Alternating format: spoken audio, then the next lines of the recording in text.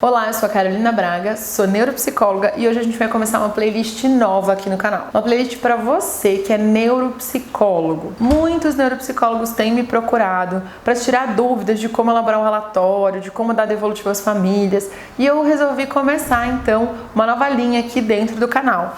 É claro que se você é familiar, é um profissional de outra área, também está super convidado a assistir esse vídeo. A gente vai conversar sobre neuropsicologia e orientação à escola. Vamos lá, antes de mais nada eu quero te convidar para se inscrever aqui no canal, ativa o sininho, compartilha com outras pessoas e fique por dentro de todas as novidades. Segue a gente também lá nas redes sociais, Desenvolvimento Saudável por Carolina Braga, no Facebook, no Instagram. Eu espero você em todas as redes sociais, hein? Então vamos começar a pensar.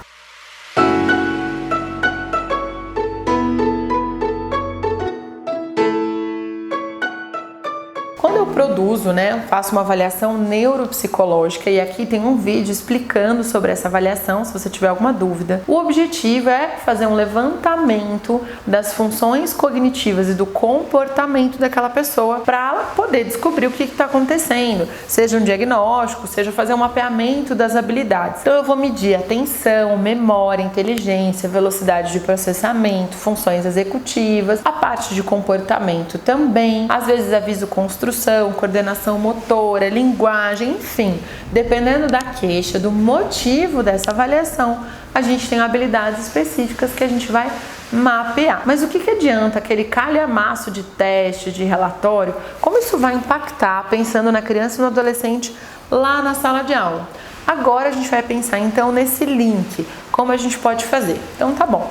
O neuropsicólogo fez lá o laudo neuropsicológico, explicou todas as funções que estão alteradas, orientou a família o que fazer daqui para frente, quais são os encaminhamentos necessários, o que está acontecendo. Mas tem um ponto principal que esse relatório pode ajudar. A escola, o professor e o coordenador não está familiarizado com a nomenclatura das coisas que a gente usa na neuropsicologia para de fato poder fazer uma adaptação a partir daquelas dificuldades que foram relatadas naquela avaliação. Então a gente precisa ajudar nessa mediação, tudo bem? Em termos de adaptação curricular, essa é uma responsabilidade da escola que precisa ser realizada em equipe. Então não é disso que eu estou falando. A adaptação é um processo.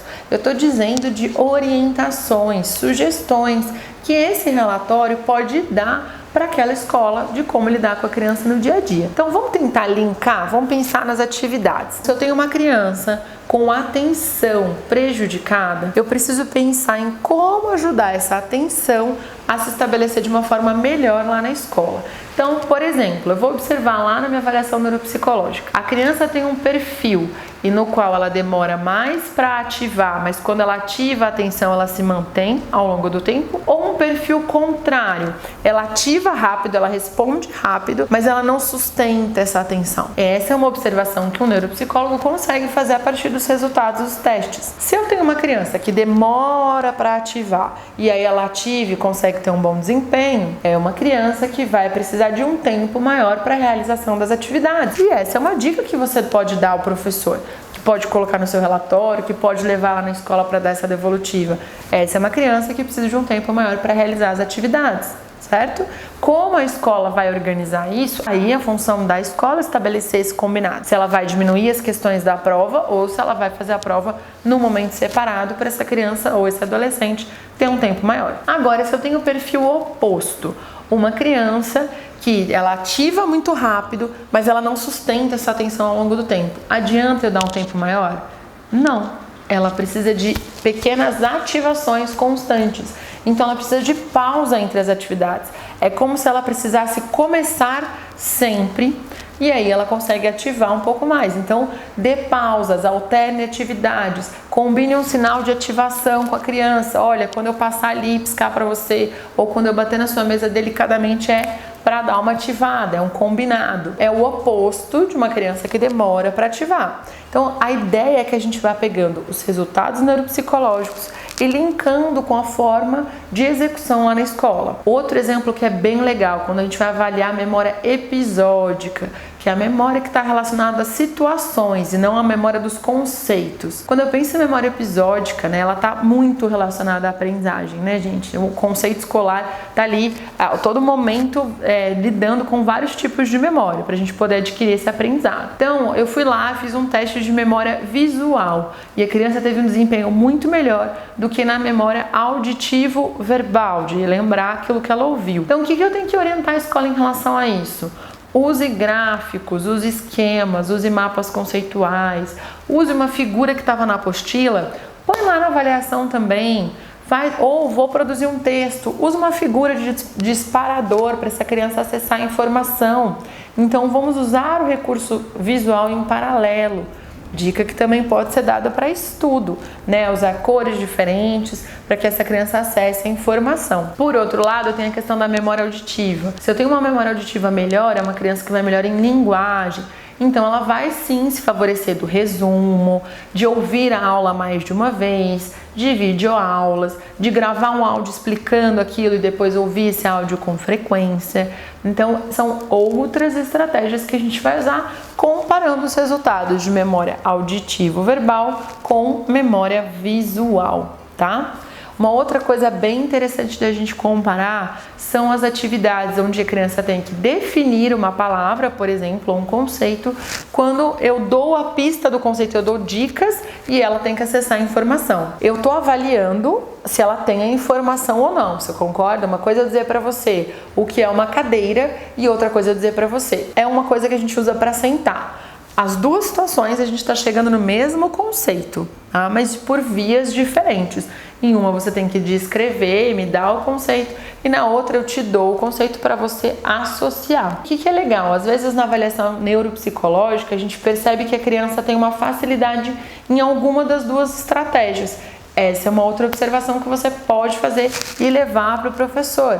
Professor, essa criança vai se beneficiar, né? Em geral são crianças que têm uma alteração de memória operacional, memória de trabalho. Se você não sabe o que é isso, assista aqui os vídeos, que tem vários vídeos explicando. E ela vai se beneficiar se você usar verdadeiro ou falso, se você usar complete as lacunas, se você der um texto introdutório para acessar a informação, ou seja, você dá uma pista, um caminho, ou você começa o texto para ela continuar, mesmo se for o caso de uma complementação oral, de uma criança que faz atividades oralmente, você começa falando a resposta e a criança finaliza. Então essa questão de acessar o conceito, facilitar o acesso ao conceito, pode melhorar muito o resultado da criança ao longo do tempo, se na avaliação neuropsicológica a gente observar que ela se beneficia desse tipo de estratégia. Tem criança que é o contrário, que ele pode se beneficiar do conceito amplo, de você falar o que é cadeira e ele ter a chance de trazer todas essas opções ali para o momento de uma avaliação ou de uma atividade, tá? Então esse é um outro ponto que a gente pode ali olhar o nosso relatório, olhar a nossa investigação neuropsicológica e trazer essa dica aí para o professor, para o dia a dia. Um outro ponto que eu acho que é sempre válido ressaltar é em relação às potencialidades. Pega lá na sua avaliação e veja onde essa criança, esse adolescente foi melhor. Às vezes não é uma habilidade que é usada na escola. Por exemplo, ele foi muito bem, ele tem uma boa habilidade verbal quando envolve o jogo online, quando envolve artes, ele foi muito caprichoso nessa atividade. Então, mais do que falar de percentil, de scores e tentar traduzir isso para a escola, eu acho que é super importante a gente falar daquelas habilidades que essa criança tem muito bem e que pode ser um link para o professor se vincular. Pensa comigo. O que a gente quer como neuropsicólogo? Nossa, uma avaliação bonitinha. Aí você está aplicando o teste, a criança para no meio, invalida o teste, você fala, ai meu Deus, o que eu vou fazer? A gente fica angustiado. O professor também. O objetivo do professor é ensinar. Se ele enfrenta uma dificuldade nesse processo de ensino-aprendizagem, às vezes é difícil criar uma empatia ou criar uma boa relação com esse aluno. Quando a gente traz alguma coisa positiva sobre esse aluno, professor, usa esse tema, conversa com ele desse assunto, vamos ver como ele reage. Cria uma forma também de vincular mais esse professor ao aluno, o que vai favorecer a aprendizagem como um todo. Eu percebo às vezes que na hora de dar a devolutiva para a escola é um momento como se a gente estivesse apresentando esse aluno ao professor, porque a dificuldade acadêmica às vezes é tamanha quando a gente está falando de transtornos do neurodesenvolvimento, autismo, TDAH, dislexia, dispraxia, enfim, que fica muito difícil às vezes a gente se relacionar com a criança ou com o adolescente para além da dificuldade. E a avaliação neuropsicológica também pode favorecer esse processo. Espero ter ajudado com algumas dicas aí para você que é neuropsicólogo e para as famílias também poderem entender, né, como é que esse processo da avaliação pode favorecer o dia a dia do professor e o dia a dia do seu filho lá na escola. Se você gostou desse vídeo, compartilhe com outros profissionais, clica aqui no gostei e encontra a gente também nas outras redes sociais. Espero você no próximo vídeo. Até lá!